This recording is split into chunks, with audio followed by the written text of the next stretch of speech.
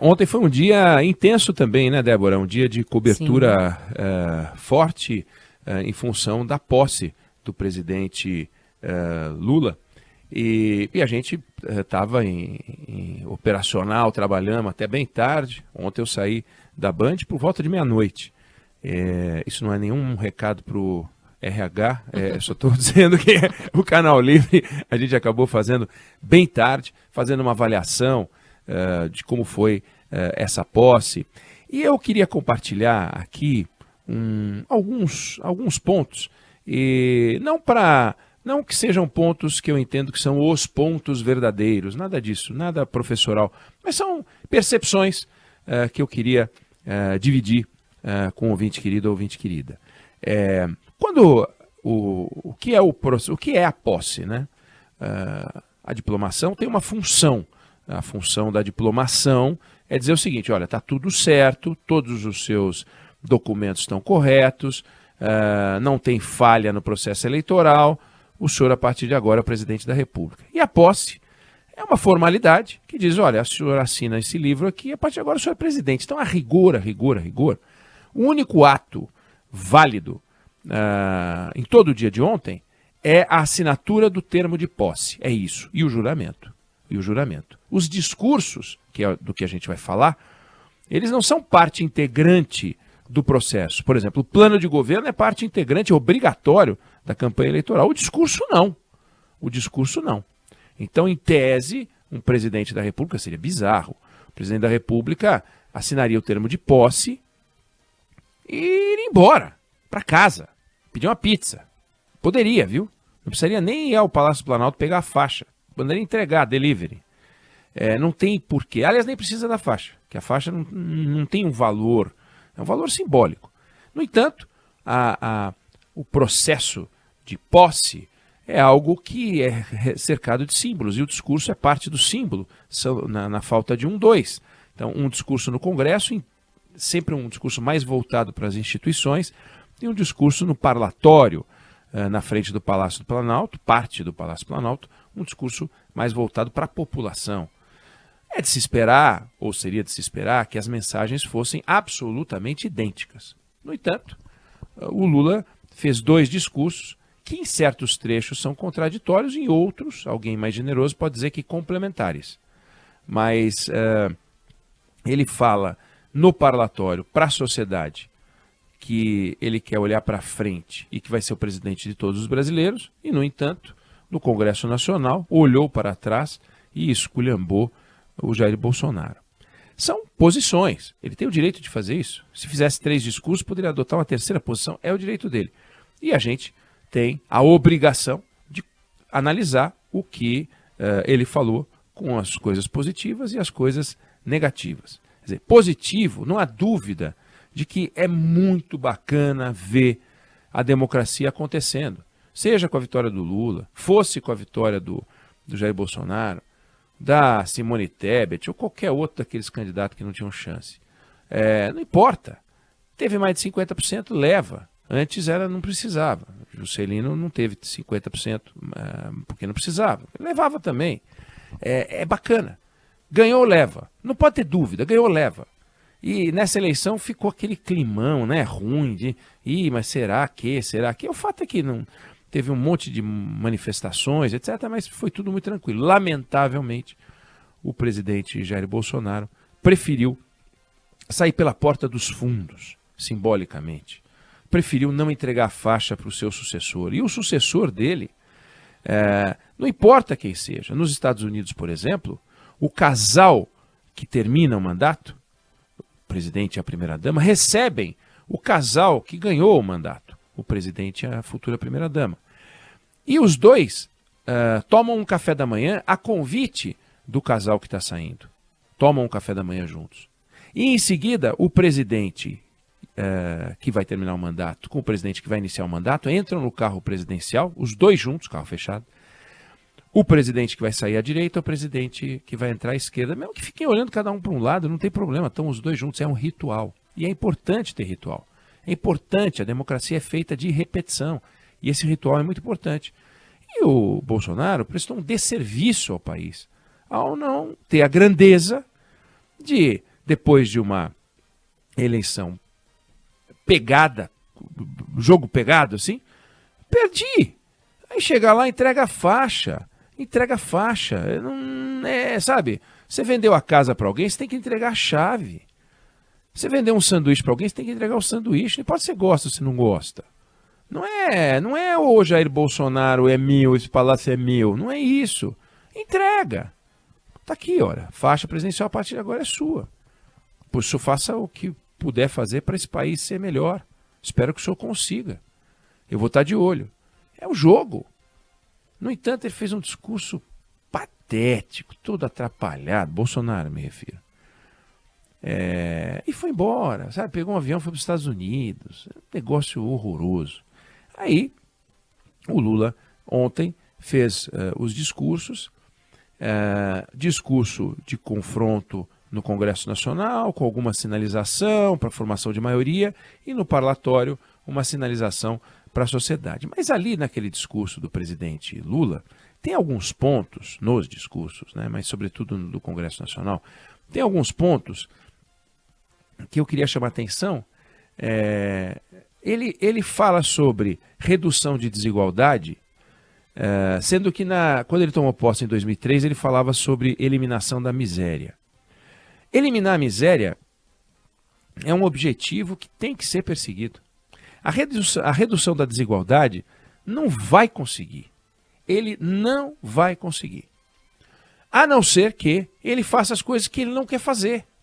Então, tem que fazer um processo de desoneração da sociedade. A carga tributária hoje é muito voltada para o consumo. As oportunidades no campo da educação para que as pessoas possam progredir, prosperar, ter salários melhores, empregos melhores, resultado melhor. Envolve taxa de juros, que precisa ser mais baixa, para que as pessoas possam empreender, uma supervisão do empreendedorismo no Brasil, para que a gente possa ter mais empresário, um ambiente de negócios favorável. Aí sim, a renda das pessoas vai subir.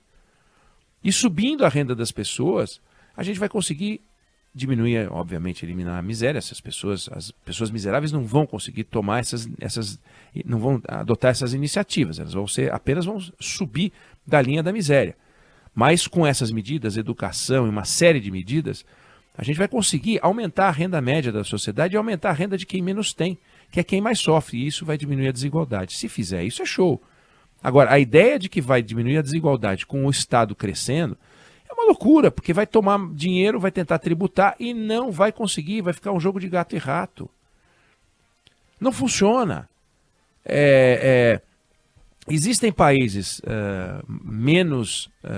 aliás, tão desiguais quanto o Brasil, ou mais desiguais do que o Brasil, e o Chile é um país tão desigual quanto o Brasil, onde a taxa de miséria não chega perto da nossa. A desigualdade não é o maior problema do Brasil, a desigualdade é um grande objetivo a ser enfrentado, mas a miséria, a pobreza é que deve ser enfrentada. E ele falou de desigualdade, e fica naquela história de que os 5 mais ricos ficam com não sei quantos % da riqueza. Tudo impressiona, mas isso vale para os Estados Unidos, isso vale para a Inglaterra, isso vale para uma série de países. E, no entanto, esses países não operam com a taxa de miséria que a gente opera. Então, qual é a prioridade? A prioridade é vencer a miséria, é eliminar a miséria. Isso não há dúvida. Outra coisa preocupante, a sugestão de que vai usar as estatais para o desenvolvimento do país. Isso é uma loucura. Falou em usar, inclusive, a Petrobras. Preocupante também, coisa para a gente ficar de olho. Agora, os discursos de um presidente que chega, eles valem por um tempo. Alguém lembra do discurso feito pelo Fernando Henrique, ou o discurso feito pelo Lula no primeiro governo? Eu fui ler.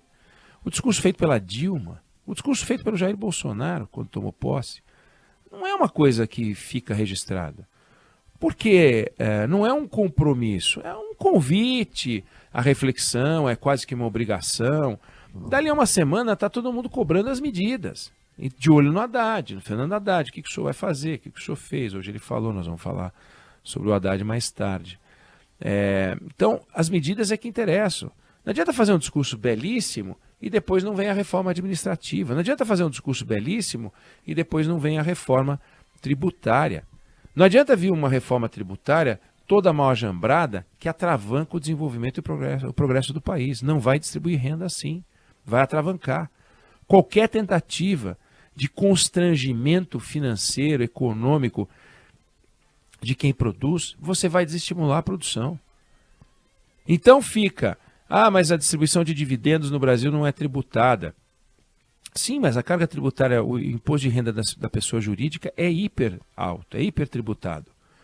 Se não reduzir o imposto de renda da pessoa jurídica, não pode taxar distribuição de lucro. São questões que precisam ser enfrentadas. Então, o discurso do presidente Lula no Congresso ou no parlatório, cheio de palavras bonitas, no caso do parlatório, momentos emocionantes e tal, mas o que interessa, e eu disse aqui outra vez, não importa quem vai entregar a faixa para o presidente Lula, não importa o que ele vai fazer depois que ele receber a faixa, não importa muito o que o Lula disse.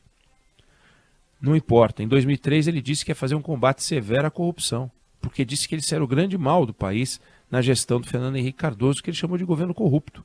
E falava da herança maldita do Fernando Henrique.